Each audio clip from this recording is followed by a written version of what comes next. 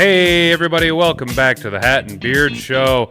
I, of course, am your hostess with the mostest, Hat and Beard, where my pronouns are savage and I identify as sexy. Hey you guys, we got a great show lined up for you. I'm a little low on the energy. We'll get into that in a minute here, but tonight we're going to be talking about the Detroit Lions Week 2 review as well as a Week 3 look ahead. Yeah, I'm smoking a cigar today, you guys, because it's been one heck of an afternoon for Hat and Beard. Starting off with my way into work. Oh boy, I damn near tried to total out my truck while T-boning an 80-some-year-old geriatric broad who, when I came barreling down on her when she didn't stop at the intersection and I going 60 miles an hour, you guys gotta understand, I got a full-size pickup. And she gave me that stare like she was watching days of her lives flash before her very eyes because, well, as we know, in our society, 80-some-year-old people are allowed to drive 1 ton worth of steel around on the road because they've lived a good life, a long life, and they don't care about anyone else. So, hey, go ahead and, you got to get home to watch your stories, so to hell with everybody else on the road. We got to watch out for Ethel and her SUV because she wants to be safe. But, hey, I tell you what, I got a V8 full-size pickup truck, and your little old SUV with all that metal around you to feel safe ain't going to do a whole hell of a lot when I put my engine block right into your face. Then I get to work and deal with all the normal nonsense. You guys got to understand, the place I work with, the closest person in my department, okay? The closest person in my department to my age, I'm 35 years old. The closest person to me in age in my department is 63. 63 years old. I'm 35. That is a huge age gap, so you understand why when I show them how to use measurement tools on Google, they think I'm literally showing them magic, and half the terminology and verbiage that I use they think is honest-to-God Mandarin because they're too dang old to know what I'm talking about. After getting out of work, I get to drive home and notice the gas went up 4 cents a gallon. I was really excited that I waited until tomorrow to get gas. Boy, it would have been a smart decision to get it today on my way into work. Probably would have avoided that entirely terrible situation where I tried to roll my truck and T-bone that broad because, hey, at least one of us was paying attention. I could tell she wasn't going to stop from the moment I laid eyes on that SUV from 150 yards away from the intersection. I knew she wasn't going to stop. I knew she wasn't going to stop. She had a stop sign. I didn't have a stop sign. But hey, you know what? At least Hat and Beard was paying attention and saved 2 lives today because, well, she had to get home and watch her stories. Watch her stories. So then I get home and I'm getting really excited. Gonna record a video. Gonna talk about my favorite thing in the world, the Detroit Lions. Gonna sit here and talk to you guys about the Detroit Lions. I was really hyped to sit here and talk about the Detroit Lions. Fumbling and bumbling, got everything together. Took me a nice little hot shower. Got all changed, rip roaring, ready to rock and roll. Slipped my vaporizer. I don't normally smoke. I'm a vape guy. Slipped my vaporizer into my breast pocket. Made a huge mistake. On my way out the door, decided to bend over and pet my dog. And my vape fell. Now, this vaporizer's fallen 150 times easily. Tons of times. Asphalt, concrete, metal roofs, rock-covered floors. What? It doesn't matter. It's falling on all kinds of surfaces. So you will forgive me if I wasn't concerned when it fell on my linoleum floor and shattered my tank.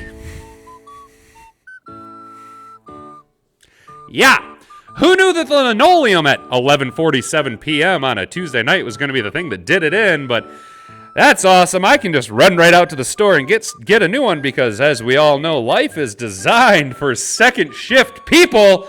Let's go. It's a great day to be here, folks. So we got ourselves a nice little Connecticut cut going on a Robusto size. I can't remember the brand name. I'm not even going to look at it. Padermo.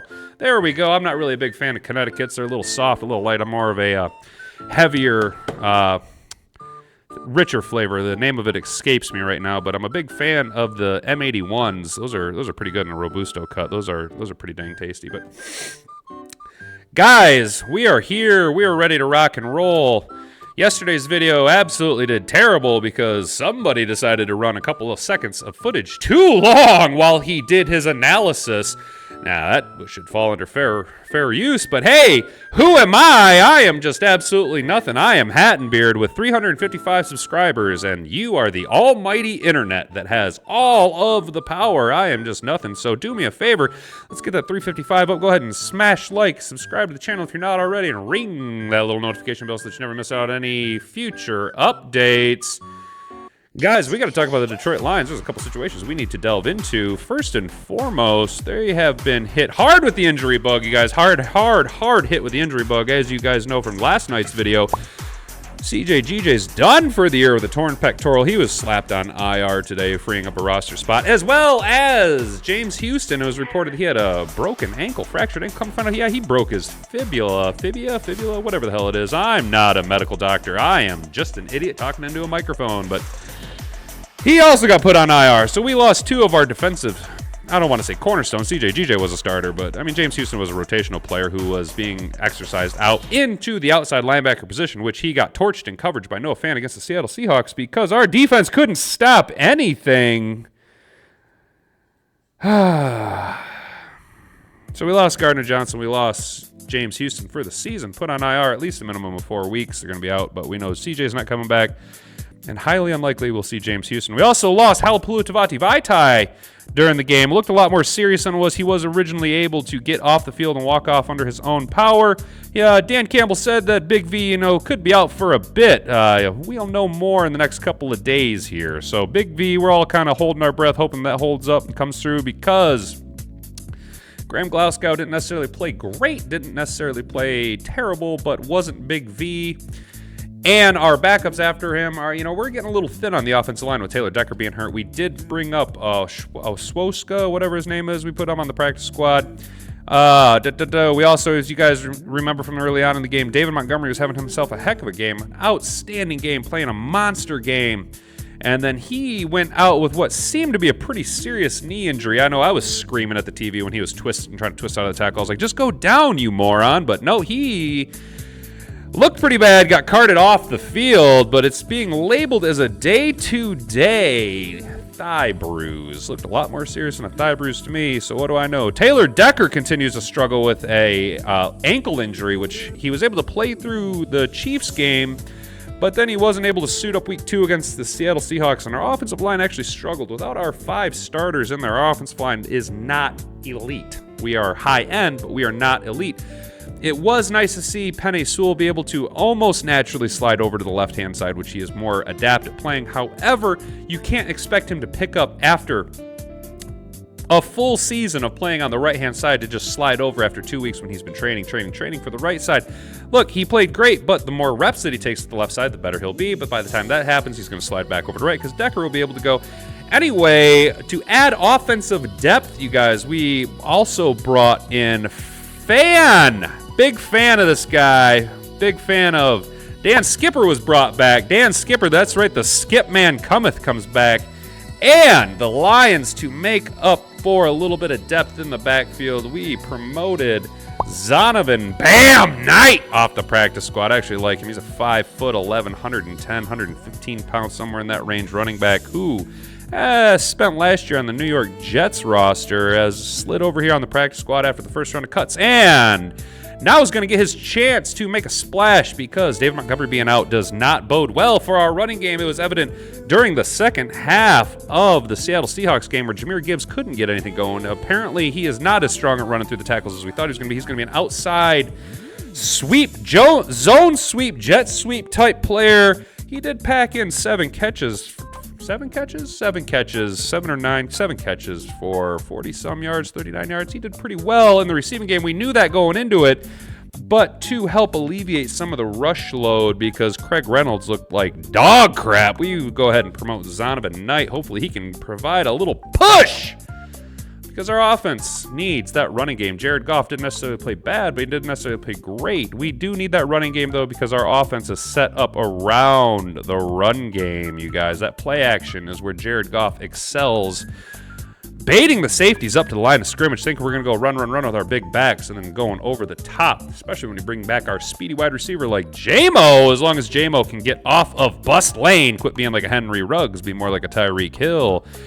we need to look at a couple of things. The quarterback comparison, Geno Smith didn't do terrible. You know, him and Goff are almost identical.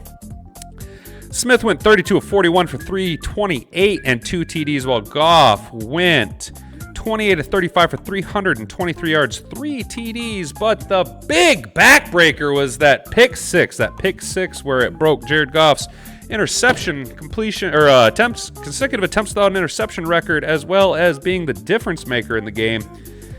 Would have really liked to have had that back. That was just a poorly thrown behind Jahmyr Gibbs pass. That was rough to see. There was a lot of missed opportunities, you guys. Our rushing defense, and I mean our pass rush defense, is not getting home. Now, week one, it could be argued that obviously Jawan Taylor was clearly playing illegally the entire game.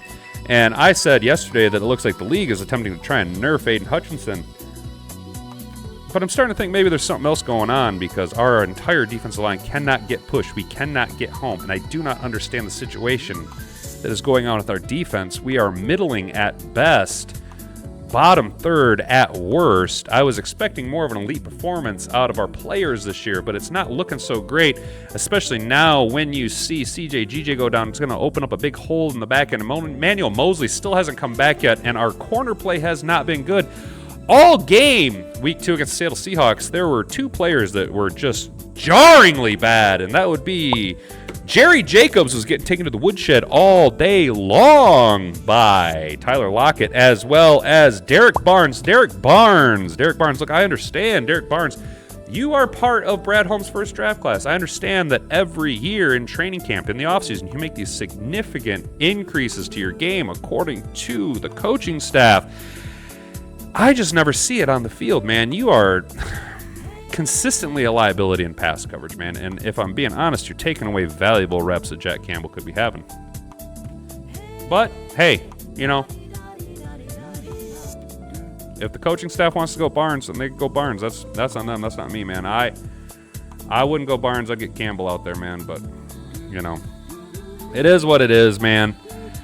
Hopefully with CJ going down, Tracy Walker isn't a bad player by any stretch of the imagination. In fact, he's 2 years removed from a Pro Bowl. He did sign a pretty significant contract extension before getting hurt last year for the entire season, which paved the way for Kirby Joseph to emerge as the player that he is. I'm not excited about CJ going down, but what I am saying is that Tracy Walker is a serviceable backup, and it also opens up the opportunity for Brian Branch to have more snaps, and my boy, Stephen Gilmore. Let's see Stephen Gilmore on the field. Let's go, Stephen Gilmore, you guys. I'd really like to see that. I think that's going to do it. I think that's all I want to talk about week 2. You guys seen the game. It went down to overtime. Geno Smith, we have this ability to make Geno Smith look like a Hall of Fame quarterback, first ballot Hall of Fame quarterback. I don't understand why Pete Carroll seems to have Dan Campbell's number, but he is now 3-0 against Dan Campbell. Dan Campbell needs to be able to figure out how to get past this Pete Carroll blockage. All right, so looking ahead to week 3, we got the Atlanta Falcons 2-0. Atlanta coming off a big win against the Green Bay Packers, sneaking out a little sneaky 1-point win. You guys know how I feel about Desmond Ridder this past week. Atlanta kind of scares me, you guys. Atlanta kind of scares me because we're dealing with a little bit of turmoil. We got a lot of injury issues. We got punched right in the mouth by the Seattle Seahawks. And I'm going to be honest, I'm a little worried about Bijan Robinson. Bijan Robinson has been a force through the past 2 games of the season. And the Atlanta Falcons come in sporting the 4th best rushing attack in the NFL. Our running game hasn't necessarily been tested too hard, okay? Obviously, we got into a track meet week 2 against Seattle, and week 1 was just a bizarre, weird Kansas City game. But when Kansas City did put the ball on the ground, they were effective. And all preseason long, I did notice that our rush defense had not improved much over the last season. Now, we did bottle up K9 this game a little bit, but against Seattle, faded the running game and elected to just throw all over our patchwork secondary at this point. I think Atlanta's going to come out and just feed Bijan, and they're going to try and see exactly what the teeth of our defense is made of. And I'm a little concerned because I don't think we have the bodies right now. I think our defense is more designed to be a pass rush specializing defense with decent secondary play and what should be elite pass rush specialists with Aidan Hutchinson and James Houston, who's now injured for the season, and Charles Harris and Romeo Okwara and John Kaminsky and so on and so forth. But we're just not getting home with our rushes. We're not getting home on the blitz. I do not understand what's going on. I am a little concerned, Atlanta's only 3.5-point dogs. That is concerning for me. However, there are some silver linings moving forward after the Week 2 loss. We got all the monkeys off of our back. We got the loss out of the way. We don't have to smell our own farts anymore the rest of the season because we were getting a little too high on our own supply. The media was hyping us up just a little too much, okay? When you start hearing why aren't certain Lions players getting more touches because of the fantasy impact, you know your team's a little bit out over their skis when you're the Detroit Lions, okay? I just kind of like getting the Goff's interception record out of the way. I kind of like getting the loss off of our back. Now we can kind of get back to where we were last year, being a gritty, hard-working team. Get all the circus out of here. Yeah, we got injuries. We had injuries last year. We can move forward. We can get past this. In 3 weeks, JMO comes back, which opens up another whole dimension to our offense that we're not even considering. Do I think the Lions can go ahead and correct this ship and win against Atlanta? I do.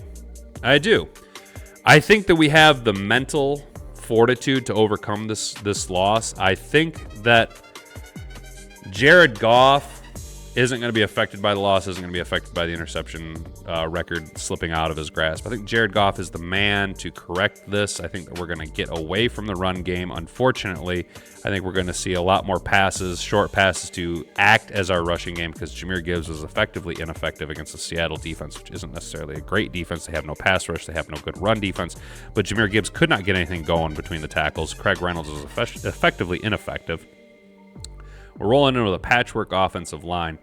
I think you're going to see a lot of short passes. I think you're going to see ASB get utilized looking at like 15, 16 targets. Okay. I think you're going to see a lot of Sam Laporta.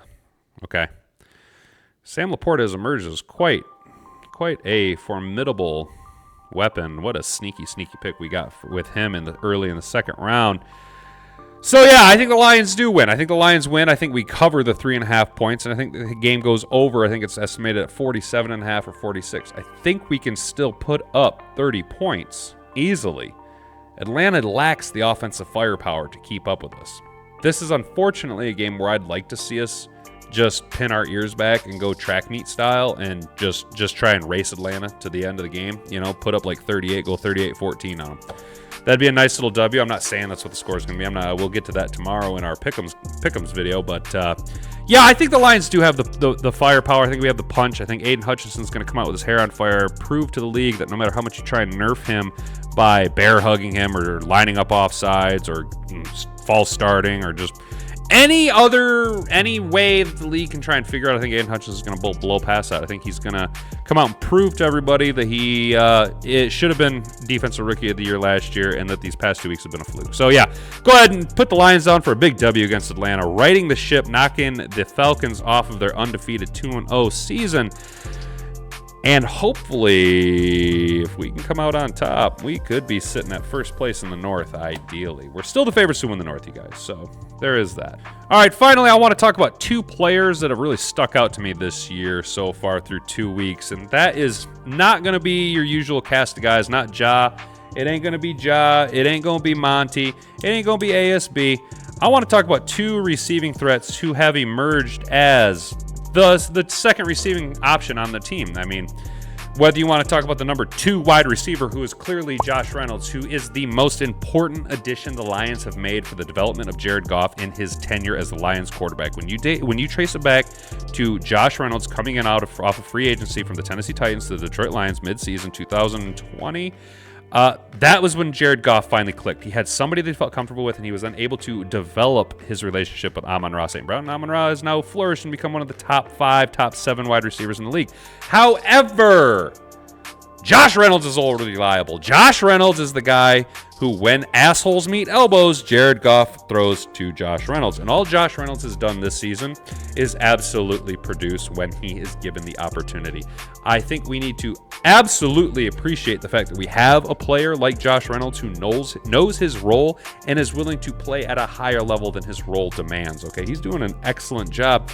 And if I'm being honest, If JMO comes back and struggles at all, I would not hesitate to bench his ass and put Josh Reynolds right back in there at the number 2 wide receiver spot. I think he's long, lanky, he's fast enough, and he makes good contested catches. I like what I've been seeing out of Josh Reynolds, not just this season in particular, but all through his tenure with the Detroit Lions. He has been a unsung hero to Jared Goff's development and the key to unlocking him. The other player I want to talk about is who I consider to be the number 2 target behind ASB, and it's not Josh Reynolds, and it's not Jahmyr Gibbs. It's definitely not Agent Zero. Who knows if JMO's ever going to be a thing. You guys, our second-round tight end, Sam Laporta. Sam Laporta has been on fire. Sam Laporta has been reliable. Sam Laporta has shown that he's more than just a blocking tight end, more than just a receiving tight end. He can play all over the field. He's been lining up wide. He goes in motion. Sam Laporta is probably one of the sneakiest picks in the draft, which was full of sneaky picks, but second round is really lining up for Brad Holmes. I like what I see out of Sam Laporta. He's much more athletic, much more of a capable tight end than TJ Hawkinson. We really upgraded that position in the draft with just a stellar rookie through 2 weeks has been lock, stock, and 2 smoking barrels. I absolutely am in love with Sam Laporta, the production that I've seen. I'd love to see him go for 800 yards this season, maybe even push 1,000, get 10 touchdowns. I think Sam Laporta is a star at tight end in development. I know I said at the beginning of the season that Jared Goff doesn't support tight ends. Yeah, well, when you got a tight end like Sam Laporta who can effectively act as your number 2 receiving target, boom, baby. Just keep going back to that well, and clearly it's working out so far.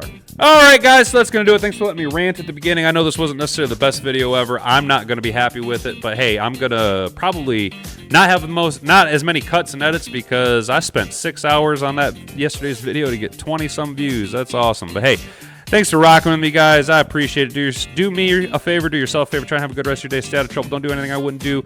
Keep your head on a swivel when you're on the road. Oh, my God. Geriatrics.